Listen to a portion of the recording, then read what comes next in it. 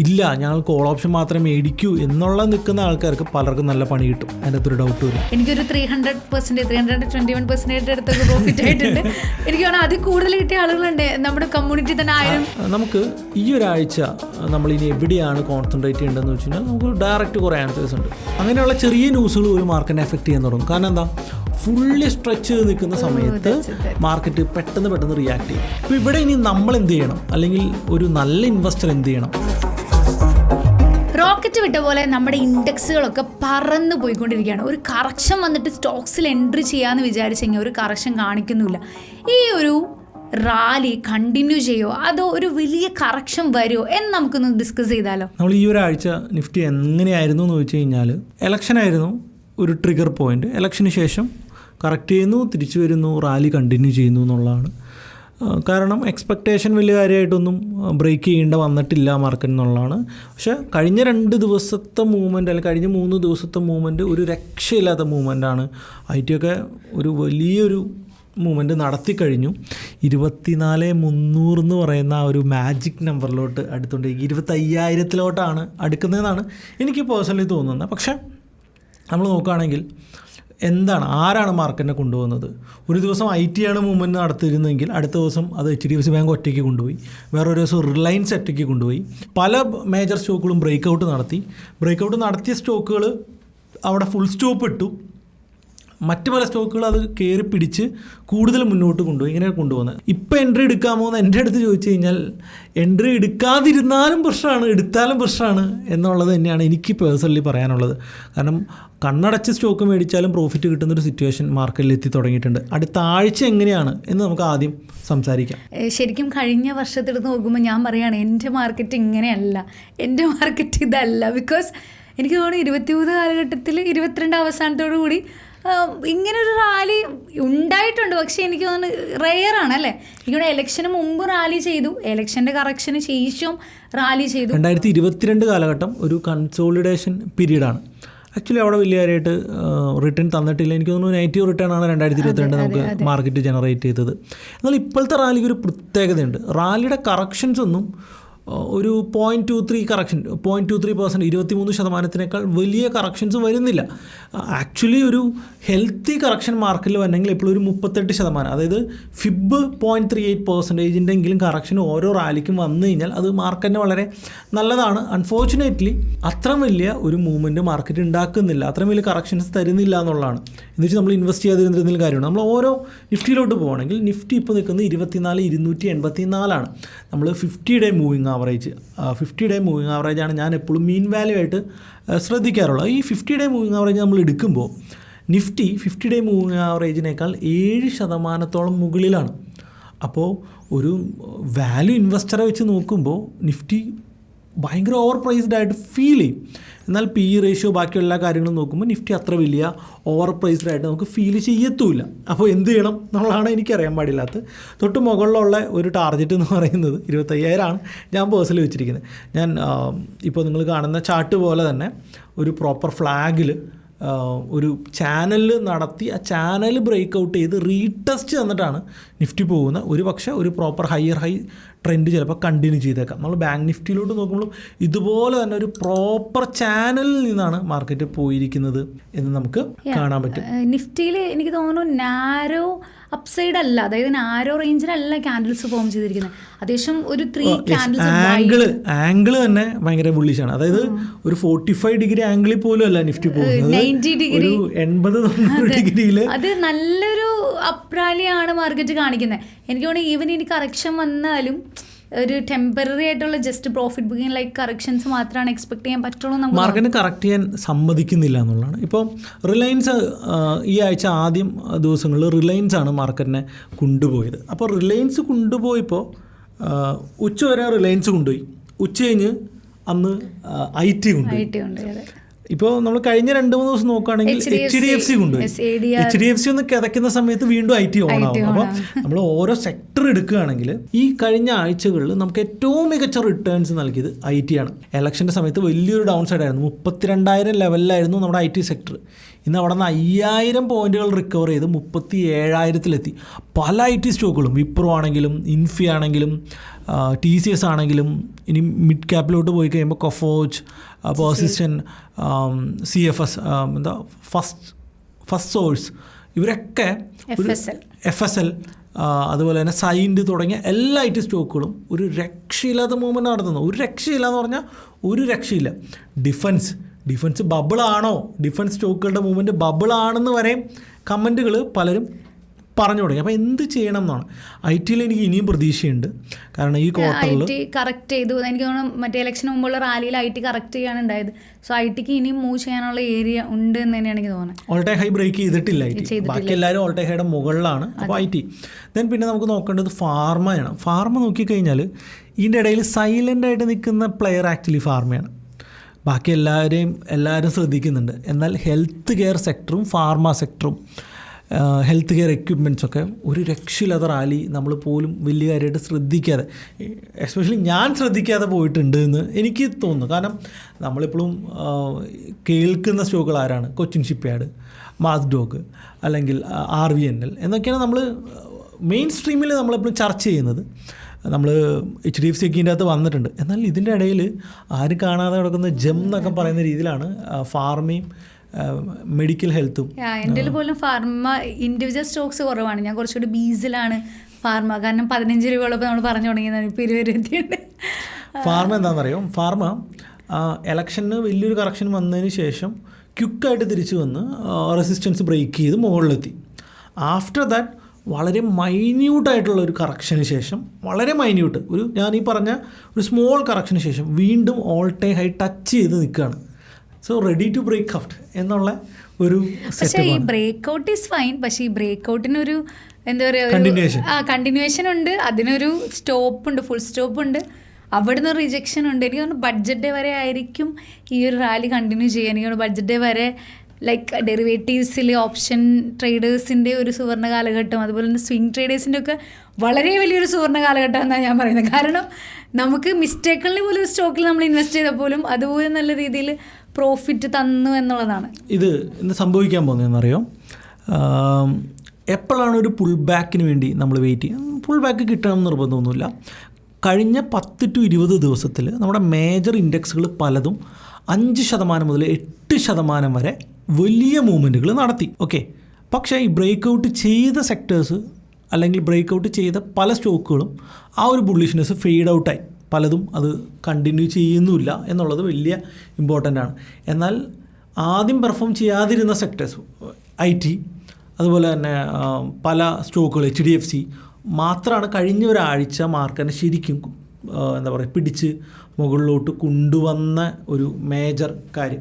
എല്ലാ ഇൻഡെക്സുകളും ഇപ്പോൾ 7 മുതൽ 9.5% 50 ഡേ മൂവിങ് ആവറേജിനേക്കാൾ മുകളിലാണ്. അത് ആക്ച്വലി ഭയങ്കര ഹൈലി റിസ്ക്കി ആയിട്ടുള്ള ഒരു കാര്യമാണെന്നാണ് എനിക്ക് ആക്ച്വലി തോന്നുന്നത്. അതായത് ഇതിലേക്കൊരു റീട്രേസ്മെൻറ്റ് വന്നേക്കാം, ഇല്ലെങ്കിൽ ഇവിടെ ഒരു കൺസോളിഡേഷൻ കണ്ടിന്യൂ ചെയ്തേക്കാം. ആക്ച്വലി ഇപ്പം എന്താ സംഭവിക്കുന്നത് അറിയോ? എല്ലാ ദിവസവും ബുള്ളിഷ് ആയതുകൊണ്ട് ഇൻഡെക്സിൻ്റെ ചെറിയ മൂവ്മെൻറ്റുകൾ പിടിക്കാൻ റീറ്റെയിൽ ട്രേഡേഴ്സ് ഭയങ്കരമായിട്ട് കഷ്ടപ്പെടുന്നുണ്ട്. അവർ ഈ മൂവ്മെൻറ്റ് പിടിക്കാനായിട്ട് ഓപ്ഷൻ ബൈയിലും ഫ്യൂച്ചറിലും ഭയങ്കരമായിട്ട് ട്രേഡ് ചെയ്തുകൊണ്ടിരിക്കും. അതായത് അവരവർക്കുടെ റിസ്കിനെയൊക്കെ മറന്നുകൊണ്ട് ഫോമോ അടിച്ച് മാർക്കറ്റിൽ എൻട്രി ചെയ്യുന്ന ഒരു ടോപ്പ് ഏരിയ ആയിട്ടാണ് എനിക്ക് ഈ ഒരു ഏരിയനെ ഫീൽ ചെയ്യുന്നത്. പിന്നെ മാത്രമല്ല റീറ്റെയിൽ ഇൻവെസ്റ്റ്മെൻറ്റ്സ് കൂടിയതും അതെ ഈ ഒരു മൂവ്മെൻ്റ് ഉണ്ട്. പക്ഷേ ഇപ്പോൾ ഇവിടെ ഇനി നമ്മൾ എന്ത് ചെയ്യണം, അല്ലെങ്കിൽ ഒരു നല്ല ഇൻവെസ്റ്റർ എന്ത് ചെയ്യണം? ഇതൊരു ഇമ്പോർട്ടൻ്റ് ആയിട്ടുള്ള പോയിൻ്റാണ്. ഇതൊരു സജഷൻ അല്ല, ഞാൻ സെബി രജിസ്റ്റേർഡ് അനലിസ്റ്റും അല്ല, പക്ഷേ എൻ്റെ വ്യൂ ആണ് ഞാൻ ഷെയർ ചെയ്യുന്നത് കംപ്ലീറ്റ്. ഞാൻ എന്താണ് ചെയ്യുന്നതെന്ന് വെച്ചാൽ, ഞാൻ എക്സ്പെക്റ്റ് ചെയ്യുന്നത് ഈ ഒരു ഏരിയയിൽ മാർക്കറ്റ് ചിലപ്പോൾ കൺസോളിഡേറ്റ് ചെയ്യുകയോ ചെറിയ കറക്ഷൻ ഉണ്ടാക്കുകയോ ചെറിയ അപ് ട്രെൻഡ് കണ്ടിന്യൂ ചെയ്യും. എന്നാൽ ഇൻഡെക്സിൽ ട്രേഡ് ചെയ്ത് കഴിഞ്ഞാൽ പലർക്കും ഇതുകൊണ്ട് പ്രത്യേകിച്ച് ഗുണങ്ങളൊന്നും ഉണ്ടാവില്ല. മാർക്കറ്റിനെ ഇവിടെ ഇങ്ങനെ നിർത്തിയിട്ട് ചില സ്പെസിഫിക് സ്റ്റോക്കുകൾ മൂവ് ചെയ്യാനായിട്ട് സ്റ്റാർട്ട് ചെയ്യാനാണ് കൂടുതൽ സാധ്യത. അപ്പോൾ അത്തരത്തിലുള്ള സ്റ്റോക്കുകൾ ഐഡൻറ്റിഫൈ ചെയ്ത് മൂവ് ചെയ്യാനായിട്ട് ശ്രമിക്കുക. ഈ ഫ്യൂച്ചറൊക്കെ എടുക്കുന്നതിന് പകരം ETF-കളിൽ കോൺസെൻട്രേറ്റ് ചെയ്ത് കഴിഞ്ഞാൽ, അതായത് നിഫ്റ്റിയുടെ ആണെങ്കിലും IT-യിലാണെങ്കിലും ETF-ലാണെങ്കിൽ നിങ്ങൾക്ക് റിസ്കിനെ കൃത്യമായിട്ട് മാനേജ് ചെയ്തുകൊണ്ട് ഈ റാലിയിൽ പാർട്ടിസിപ്പേറ്റ് ചെയ്യാൻ പറ്റും. ഇല്ല ഞങ്ങൾ കോൾ ഓപ്ഷൻ മാത്രമേ മേടിക്കൂ എന്നുള്ള നിൽക്കുന്ന ആൾക്കാർക്ക് പലർക്കും നല്ല പണി കിട്ടും, അതിനകത്തൊരു ഡൗട്ടും ഇല്ല. അപ്പോൾ റിസ്ക് മാനേജ് ചെയ്യാനായിട്ട് ഈ അവസരത്തിൽ വളരെ ഇമ്പോർട്ടൻ്റ്ലി ശ്രദ്ധിക്കേണ്ട ഒരു സാധ്യതയുണ്ട്. ചെറിയ സ്മോളർ ഗെയിനിന് വേണ്ടി നിഫ്റ്റീനെ ചേസ് ചെയ്യാനായിട്ട് നിൽക്കരുത്. ഓക്കെ. ഇപ്പോൾ നമ്മളിപ്പോൾ പാസ്റ്റ് പെർഫോമൻസ് വെച്ചിട്ടാണല്ലോ നമ്മളെപ്പോഴും എൻട്രി എക്സിറ്റുകൾ പറയുന്നത്. പക്ഷേ ഇങ്ങനൊരു പാസ്റ്റ് പെർഫോമൻസ് എനിക്ക് തോന്നുന്നതിന് മുമ്പ് വന്നിട്ടില്ല. അത് ഞാൻ പറഞ്ഞത് എൻ്റെ മാർക്കറ്റിംഗ് അങ്ങനെ നമുക്ക് പറയാൻ പറ്റില്ല. മാർക്കറ്റിങ്ങിനൊക്കെ മൂവ് ചെയ്തിട്ടുണ്ട്. പക്ഷേ നമുക്കൊരു കറക്ഷന് വേണ്ടി വെയിറ്റ് ചെയ്യാം. ഈ ഫ്രൈഡേ നമ്മളൊരു പക്ഷേ ഈ വീഡിയോ പോസ്റ്റ് ചെയ്യുന്നത് ചിലപ്പോൾ സാറ്റർഡേ ആയിരിക്കാം. ഫ്രൈഡേ നമുക്ക് MSCIൻ്റെ ഒരു റീബാലൻസിങ് വരികയാണെങ്കിൽ, അല്ലെങ്കിൽ FIIൻ്റെ ആക്ടിവിറ്റീസിൽ കുറവ് വരികയും HDFC ബാങ്കിൽ MSIയിൽ വെയിറ്റേജ് കൂട്ടുകയൊക്കെ ചെയ്ത് കഴിഞ്ഞാൽ അത് മാർക്കറ്റിലൊരു മാസീവ് മൂവ്മെൻറ്റ് ഉണ്ടാക്കും. ഈ പറയുന്നതിൻ്റെ ഒരു കംപ്ലീറ്റ്ലി അഗെയിൻസ്റ്റ് ആയിട്ടുള്ളൊരു മൂവ്മെൻറ്റ് വന്നേക്കാം. എന്നാൽ നിഫ്റ്റിയുടെ കൂടെ തന്നെ ഈ ആഴ്ച അല്ലെങ്കിൽ അടുത്ത ആഴ്ച ശ്രദ്ധിക്കേണ്ട ഒരു ഇമ്പോർട്ടൻറ്റ് സാധനം സിൽവർ ആണെന്നാണ് എനിക്ക് തോന്നുന്നത്. എനിക്ക് കഴിഞ്ഞ 2 മാസം കൊണ്ട് സിൽവറിൽ ഏകദേശം 14% റിട്ടേൺ കിട്ടിയിട്ടുണ്ടായിരുന്നു. ഇനി എന്താണ് സിൽവർ അല്ലെങ്കിൽ ഗോൾഡിൽ എന്താണെന്ന് വെച്ച് കഴിഞ്ഞാൽ, സിൽവറിൻ്റെ ചാർട്ട് ഞാൻ ഷെയർ ചെയ്യാം. ഒരു അപാര കൺസോളിഡേഷനിലാണ് സിൽവർ നിൽക്കുന്നത്. വലിയ മൂവ്മെൻറ്റ് നടത്തി ഒരു ട്രെൻഡ് ലൈൻ റെസിസ്റ്റൻസിൽ നിൽക്കുകയാണ് സിൽവർ. ആ ട്രെൻഡ് ലൈൻ ബ്രേക്ക് ഔട്ട് ചെയ്ത് ഒരു നല്ലൊരു റാലി കണ്ടിന്യൂ ചെയ്യുകയാണെങ്കിൽ സിൽവറിൽ വലിയ റിട്ടേൺസ് പല ആളുകൾക്കും കിട്ടും. നമ്മൾ സ്റ്റോക്കിൽ കിട്ടുന്ന അത്രയും വലിയ റിട്ടേൺ ചിലപ്പോൾ കിട്ടില്ലായിരിക്കും. പക്ഷേ സിൽവറിലെ 10% എന്നൊക്കെ പറയുന്നത് ഹ്യൂജ് ആണ്. അത് കൃത്യമായിട്ട് നമുക്ക് കിട്ടും എന്ന് നമ്മൾ മനസ്സിലാക്കുക. അങ്ങനെയാണെങ്കിൽ നമുക്ക് ഈ ആഴ്ച മേജറായിട്ട് നോക്കേണ്ട സ്റ്റോക്കുകൾ ഏതൊക്കെയാണ്, അല്ലെങ്കിൽ സെക്ടേഴ്സ് ഏതൊക്കെയാണ്? നമുക്ക് ഈ ഒരാഴ്ച നമ്മളിനി എവിടെയാണ് കോൺസെൻട്രേറ്റ് ചെയ്യേണ്ടതെന്ന് വെച്ച് കഴിഞ്ഞാൽ നമുക്ക് ഡയറക്റ്റ് കുറേ ആൻസേഴ്സ് ഉണ്ട്. IT സ്റ്റോക്സ്, എല്ലാവരുടെയും പോർട്ട്ഫോളിയോയിൽ IT സ്റ്റോക്സ് വേണം. ഇലക്ട്രിക്കൽ സ്റ്റോക്സ്, നമ്മൾ ഡിക്സനൊക്കെ നമ്മൾ ആദ്യമേ സംസാരിച്ചിരുന്ന കുറേ സ്റ്റോക്സാണ്. എന്നാൽ ഓട്ടോനെയും മെറ്റലിനെയും ഞാൻ ഈ ആഴ്ച ശ്രദ്ധിക്കണം എന്നാണ് പറയുക. ഈ 2 സെക്ടറിൽ ഒരു ബ്രേക്ക് ഔട്ട് കിട്ടിക്കഴിഞ്ഞാൽ ഓട്ടോ, FMCG ആൻഡ് മെറ്റൽ വളരെ ഇമ്പോർട്ടൻ്റ് ആയിരിക്കും. ITനേക്കാൾ അത്രയും തന്നെ ഇമ്പോർട്ടൻ്റ് ആണ് ഈ പറഞ്ഞ സെക്ടേഴ്സ് എല്ലാം തന്നെ. നമ്മൾ സ്റ്റോക്ക് സ്പെസിഫിക് ആയിട്ട് പോവുകയാണെങ്കിൽ നമുക്ക് ഒത്തിരി ഓപ്ഷൻസ് ഉണ്ട്. ഇപ്പോൾ ഡിമാർട്ട് ഉൾപ്പെടെയുള്ള പല സ്റ്റോക്കുകളും നമുക്ക് ഈ ഒരാഴ്ച നമ്മുടെ വാച്ച് ലിസ്റ്റിലോട്ട് നമുക്ക് ഇടാം. നിങ്ങൾ വാച്ച് ലിസ്റ്റിലേക്ക് ഇടുക, ട്രേഡ് ചെയ്യണമെന്നുള്ളതൊക്കെ നിങ്ങൾ നോക്കുക. ടെക്സി ഇൻഫ്ര, ജ്യോതി CNC, ഇതൊക്കെ നമ്മൾ കഴിഞ്ഞ 2-3 ആഴ്ചയായിട്ട് ക്രോസ് ചെക്ക് ചെയ്തുകൊണ്ടിരിക്കുന്ന കുറേ ഇതാണ്. ഡിക്സൺ, നവ, JWL, ലോത്ത, അദാനി പവർ, അതുപോലെ തന്നെ ബിർള മണി, IFL സെക്യൂരിറ്റി സ്റ്റോക്കുകളിലൊരു കറക്ഷൻ ഉണ്ട്. ഞാനത് കണ്ടിന്യൂ ചെയ്യുമെന്ന് വിചാരിക്കുന്നില്ല. അതുപോലെ തന്നെ V-Guard, എൻഡുറൻസ്, അതുപോലെ തന്നെ JWS infra, RVNL, obviously bridge, trend, ഇങ്ങനെയുള്ള സ്റ്റോക്കുകളൊക്കെ ഒരു പക്ഷേ ഈ ആഴ്ച മാസ്ഡോഗ് VBL, മാസ്ഡോഗ് ഇന്നും 8% അപ്പായിട്ടുണ്ട്. നമ്മൾ ഈ വീഡിയോ ഷൂട്ട് ചെയ്യുന്നത് ബുധനാഴ്ചയാണ്. ബുധനാഴ്ചത്തെ കാര്യമാണ് ഞാൻ പറഞ്ഞത്. Cochin shipyard also 7.7%. കൊച്ചിൻ ഷിപ്പ്യാർഡിൽ ഒരു കറക്ഷൻ വന്നിട്ട് കുറച്ച് ആഡ് ഓൺ ചെയ്യാന്ന് വിചാരിച്ചിട്ട് വളരെ നല്ലൊരു റാലിയാണ് ഷിപ്പ്യാർഡ്. അതുപോലെ തന്നെ പരാസ്, PARS പരാസ്, ദെൻ നമുക്ക് മോട്ടിലാൽ ഓസ്വാൾ, ഇത്തരം സ്റ്റോക്സ് നിങ്ങൾക്ക് ഷോർട്ട് ലിസ്റ്റ് ചെയ്യാവുന്ന സ്റ്റോക്സാണ്. നമുക്ക് നല്ലൊരു മൂവ്മെൻറ്റ് ചിലപ്പോൾ ഈ പറയുന്ന പല സ്റ്റോക്കുകളിലും നിങ്ങൾക്ക് കിട്ടും എന്നാണ് ഞാൻ വിചാരിക്കുന്നത്. പിന്നെ അതുപോലെ തന്നെ LIC, Indian oil, DCX India, ഇതൊക്കെ പോളിസി ബസാർ ചെറിയൊരു കറക്ഷൻ ഫേസിലാണ്. അപ്പോൾ ഇതെല്ലാം 50-day മൂവിങ് ആവറേജ് ചെയ്യുന്ന മൂവ്മെൻറ്റ് തുടങ്ങിയിട്ട് മാത്രം നമ്മൾ നമ്മുടെ പോർട്ട്ഫോളിയോയിലോട്ട് ആഡ് ചെയ്യുക. നിങ്ങൾ എല്ലാവരും കൃത്യമായിട്ട് മോണിറ്റർ ചെയ്യുക എന്നുള്ളത് തന്നെയാണ് ഞാൻ ചെയ്തത്. ആരും കാണാതെ പോകരുത്. ഇതൊക്കെ ഭയങ്കര ബുള്ളിഷായിട്ട് നിൽക്കുന്ന.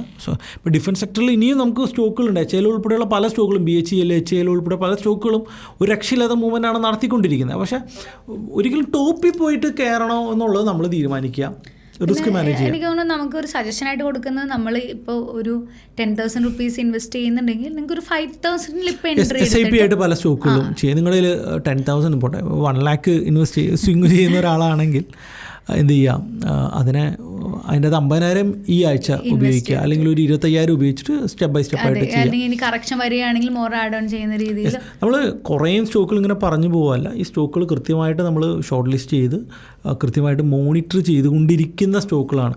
ഓക്കെ, ജ്യോതി CNC ഒക്കെ നമുക്ക് 40-50% കഴിഞ്ഞ ഒറ്റ മാസം കൊണ്ട് റിട്ടേൺ തന്നൊരു സ്റ്റോക്കാണ്. അപ്പോൾ അതിൻ്റെ അകത്തൊക്കെ ഇപ്പം ഞാൻ പറഞ്ഞ പല സ്റ്റോക്കുകളും ഫസ്റ്റ് റൗണ്ട് മൂവ് ചെയ്ത് കൺസോളിഡേറ്റ് ചെയ്തുകൊണ്ടിരിക്കുകയാണ്. ഇപ്പോൾ ജ്യോതി CNC ആണെങ്കിലും ഒരു ബ്രേക്കൗട്ടിന് വേണ്ടി വെയിറ്റ് ചെയ്യാണ്. ഇൻഡിഗോ ആണെങ്കിലും മൂവ്മെൻറ്റ് നടത്തി ബ്രേക്കൗട്ടിന് വേണ്ടി കൺസോളിഡേറ്റ് ചെയ്യുകയാണ്. അതുപോലെ JSW എനർജി എന്താണ്, ഒരു മൂവ്മെൻറ്റ് കഴിഞ്ഞ് കൺസോളിഡേറ്റ് ചെയ്യണം. അപ്പോൾ ഈ പല സ്റ്റോക്കുകളും ഈ ഒരു രീതിയിൽ തന്നെയാണ് മൂവ് ചെയ്യുന്നത്. അപ്പോൾ നിങ്ങൾ കൃത്യമായിട്ട് എന്ത് ചെയ്യാം, അതിനെ വാച്ച് ലിസ്റ്റിലിടുക. ഓൾസോ ഡിക്സൺ ഞാൻ വിചാരിച്ചൊരു ഫസ്റ്റ് റൗണ്ട് മൂവ്മെൻറ്റിന് ശേഷം പയ്യെ ഒന്ന് സ്പീഡ് കുറച്ചിട്ടുണ്ട്. അപ്പോൾ സ്പീഡ് കുറയ്ക്കുമ്പോൾ നമ്മൾ എന്ത് ചെയ്യണം, കറക്ഷന് വേണ്ടി വെയിറ്റ് ചെയ്യുക. ചില സ്റ്റോക്കുകൾ കറക്റ്റ് ചെയ്യില്ല, ഹയർ ഹൈ ഉണ്ടാക്കാനൊന്നും നിൽക്കത്തില്ല, ഒറ്റയടിക്കായിരിക്കും പോകുന്നത്. അപ്പോൾ അവരെ ഓടിച്ചിട്ട് പിടിക്കാൻ നിൽക്കേണ്ട ആവശ്യമില്ല. നമ്മുടെ റിസ്ക് ഏരിയയിലോട്ട് അവൻ വരുന്നുണ്ടെങ്കിൽ നമുക്ക് നമ്മുടെ പോർട്ട്ഫോളിയോയിലോട്ട് അതിനെ ആഡ് ചെയ്യാനായിട്ട് ശ്രമിക്കുക. ഈ സെക്ടർ സ്പെസിഫിക് ആയിട്ട് സ്റ്റോക്സിനെ ചൂസ് ചെയ്യുക എന്നുള്ളതാണ്. ഇനി ഞാൻ എക്സ്പെക്റ്റ് ചെയ്യുന്നത് ഞാൻ ഓൾറെഡി പറഞ്ഞു, കുറച്ചുകൂടി മാർക്കറ്റ് ഹയർ ഉണ്ടാക്കുകയോ അല്ലെങ്കിൽ ഇവിടെ കൺസോളിഡേറ്റ് ചെയ്യുകയോ ചെയ്തിട്ട് സ്റ്റോക്ക് സ്പെസിഫിക് മൂവ്മെൻറ്റ്സ് ആയിരിക്കും മാർക്കറ്റ് ഇനി നമുക്ക് തരാനായിട്ട് പോവുക. ഡിക്സനൊക്കെ വലിയ മൂവ്മെൻറ്റ് ഓൾറെഡി നടത്തി കഴിഞ്ഞു. അപ്പോൾ ഈ ഒരു മൂവ്മെൻറ്റ് നടത്തിയതിന് ശേഷം കൺസോളിഡേറ്റ് ചെയ്ത സ്റ്റോക്കുകളെ നമ്മൾ ചൂസ് ചെയ്യുക. ഈ പറഞ്ഞ പോലെ ഒരു കറക്ഷന് വേണ്ടി വെയിറ്റ് ചെയ്യാതെ നമുക്ക് കുറച്ച് നല്ല സ്റ്റോക്കുകൾ അനാലിസിസ് ചെയ്ത് കുറച്ച് എൻട്രി എടുക്കാം. അതുപോലെ തന്നെ SIP മോഡലിൽ കുറച്ച് റിസ്ക് പ്ലാൻ ചെയ്തുകൊണ്ട് നമുക്ക് ഇൻവെസ്റ്റ് ചെയ്യാവുന്നതാണ്. അപ്പം ഈ ഒരു റാലി ഇങ്ങനെ തന്നെ റാലി ചെയ്യട്ടെ എന്നുള്ളതാണ് എൻ്റെ ഒരു ആഗ്രഹം. അങ്ങനെ പോകുന്ന സാധനമല്ല സ്റ്റോക്ക് മാർക്കറ്റ്. പക്ഷെ ഇതിന്റെ ഇങ്ങനെ പോണത് ആണ് നമ്മൾ നോക്കിക്കൊണ്ടിരിക്കുന്നത്. കറക്റ്റ് ചെയ്ത് ഒരു ഹെൽത്തി ആയിട്ട് മൂവ് ചെയ്യട്ടെ. കറക്റ്റ് ചെയ്യണമെങ്കിൽ വലിയ കറക്ഷൻ അല്ല, ഒരു ചെറിയ ഒരു പ്രോഫിറ്റ് ബുക്കിംഗ്. ഇല്ല, ഈ കറക്റ്റ് ചെയ്തില്ലെങ്കിൽ എന്താ പ്രശ്നം എന്നറിയോ?